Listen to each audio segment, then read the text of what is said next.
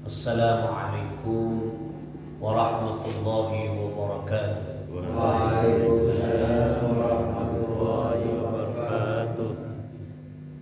إلى حضرة النبي المصطفى سيدنا محمد صلى الله عليه وسلم سادتنا بجميع أهل بيته جميع ذريته وأصحابه خلفائه الأربعة سيدنا أبي بكر وعمر وعثمان وعلي رضي الله عنهم، خصوصا مؤلف هذا الكتاب بلوغ المرام العلامة الكبير الشهير الحافظ ابن حجر الأسقلاني قدس الله سرهم ونور ضريحهم ويعلي درجاتهم في الجنة وأعد علينا من بركاتهم. لهم الفاتحة. أعوذ بالله من الشيطان الرجيم. بسم الله الرحمن الرحيم. الحمد لله رب العالمين الرحمن الرحيم مالك يوم الدين إياك نعبد وإياك نستعين اهدنا الصراط المستقيم صراط الذين أنعمت عليهم غير المغضوب عليهم ولا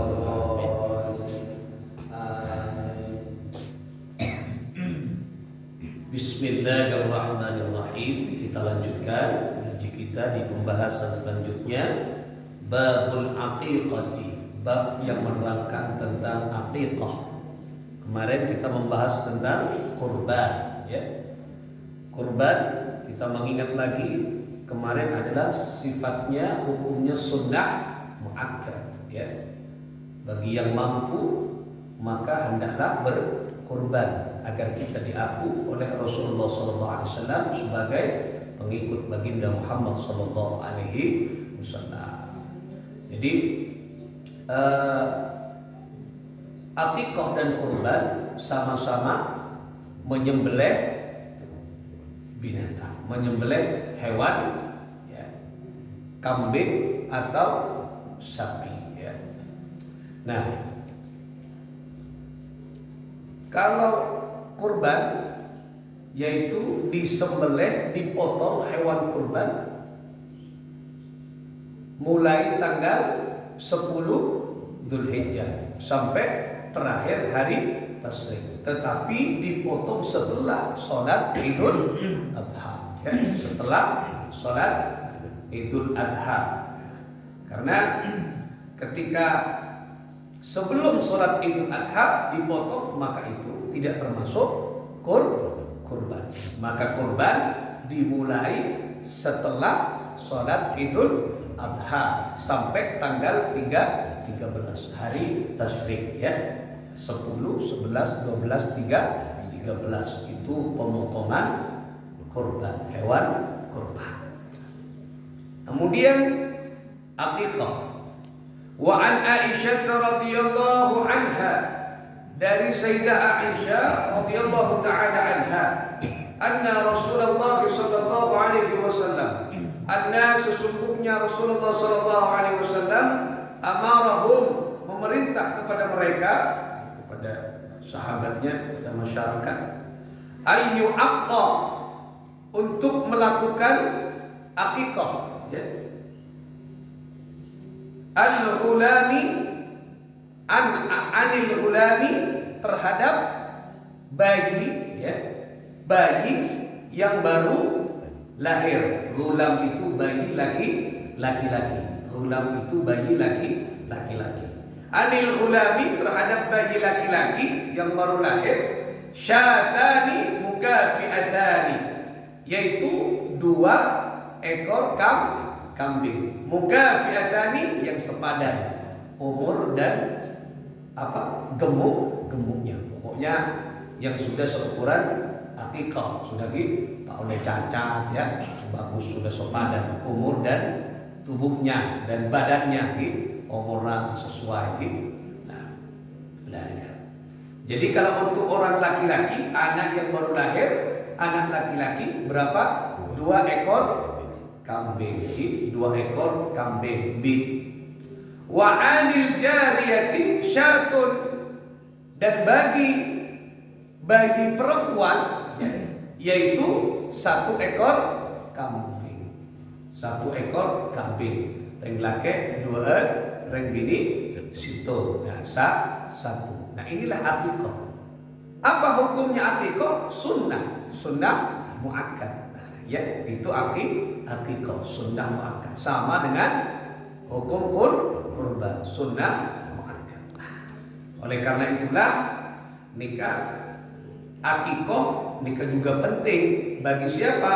Bagi yang itu anak yang baru lahir.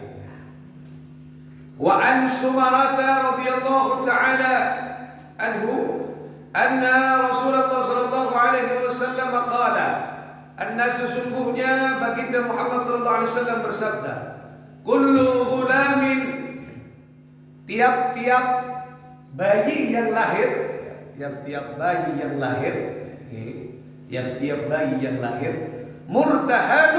murtahanun bi aqiqatihi, tergadai dengan akikahnya.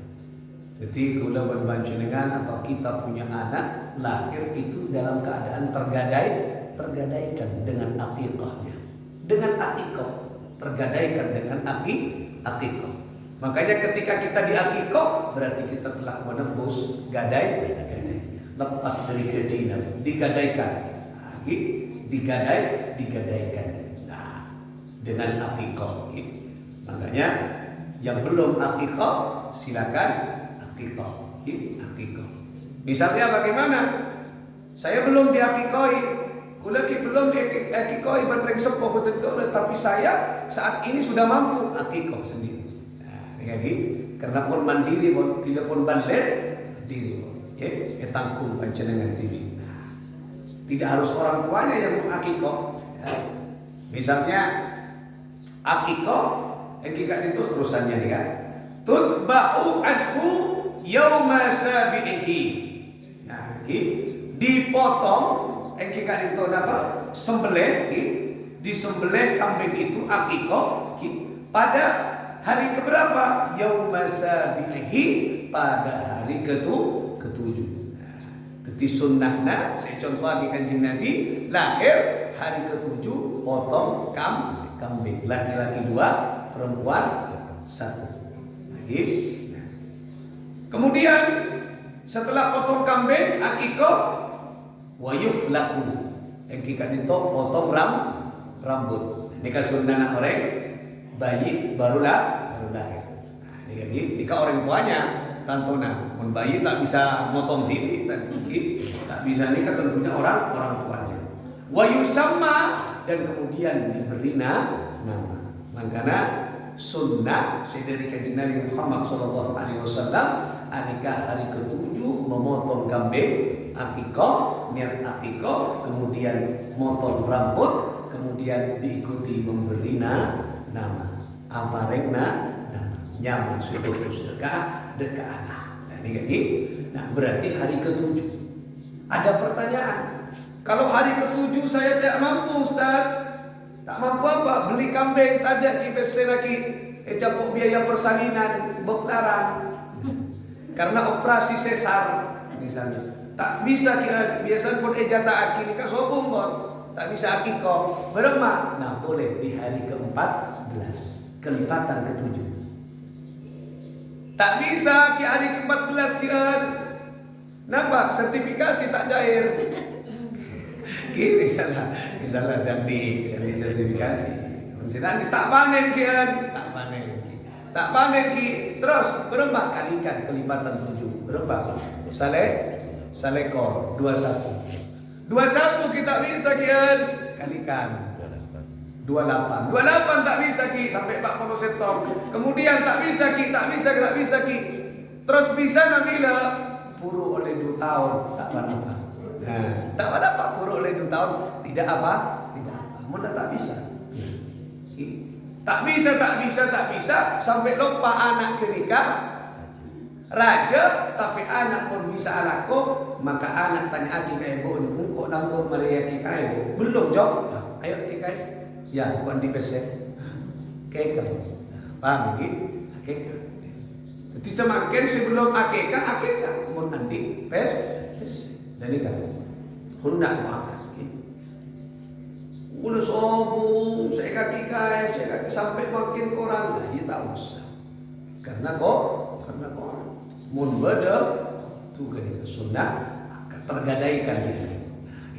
Tergadaikan. Nah, ini kan penting jadi. Nah, untuk kita perhatikan bersama. Jadi tergadaikan ini kan.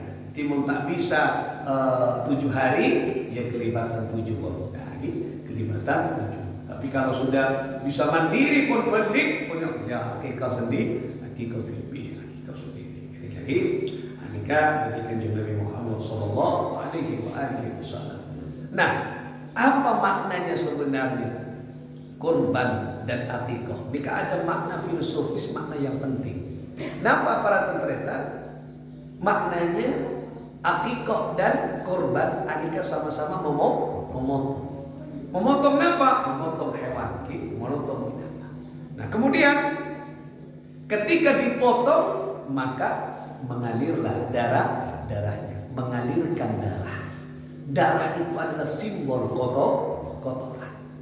Maka kotoran sifat-sifat hayawan, sifat-sifat binatang, sifat-sifat hewan yang ada dalam diri manusia dengan berkurban dan akikah secara tidak langsung dibersihkan. Ini makna lagi. Karena di dalam tubuh manusia ini kepada sifat hayawan, pada sifat malaikat. Imam Al-Ghazali dalam tubuh manusia itu ada 2 sifat hayawan, sifat malaikat. Sifat malaikat fokus menolong, adzikir, sedekah, lebur santuni orang-orang yang tidak mampu, membantu, tolong menolong, lebur salat berjamaah, lebur atua, lebur berzikir, dikasih sifat malaikat, nyari ilmu malaikat. Tapi sifat-sifat hayawan, sifat keben, sifat binatang, adikah sesuatu yang coba melanggar hukum. Keben berapa? Tak patuh jeng keben. Dan ikan tak ngakui pun tentang aturan toma. Coba berapa?